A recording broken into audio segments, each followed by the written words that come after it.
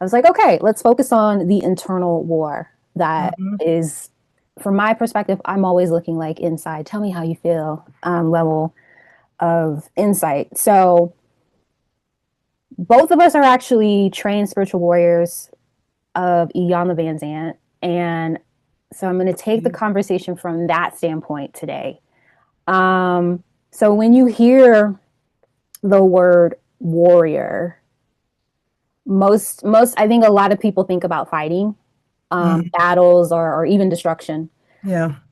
But when you add the layer of spiritual warrior, it's not about, it's no longer about seeking conflict. It's about standing in truth of who you are, even when everything around you is trying to pull you into confusion, illusion, and fear.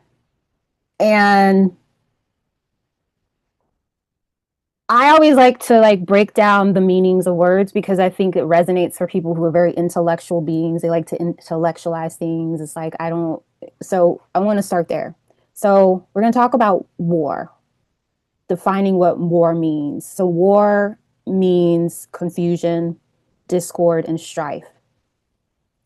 So then we add the warrior part to it. It or just warrior. We're not adding the spiritual part, but just warrior on its own, it is one engaged in war. In the spiritual language of it, it expands it to one engaged in the struggle of truth. Is that, do you agree with that breakdown so far? Yes. Yeah. Okay. Seeking the truth. Yeah.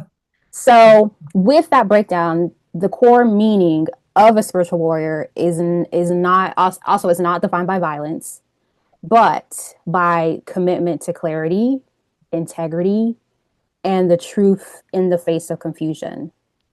So where others may collapse under chaos, a spiritual warrior really stands, they really stand rooted. So how do you specifically define, or how would you define like a spiritual warrior from your standpoint as a spiritual warrior that you are? Yeah. It comes from really tapping into you. So the work that we do have, really has us go deep within our own self and looking at, some of the things that, have been indoctrinated. When we look at authenticity, for example, which is that thing standing in the essence and truth of who you are, knowing who you are before you were indoctrinated with the world's way of being.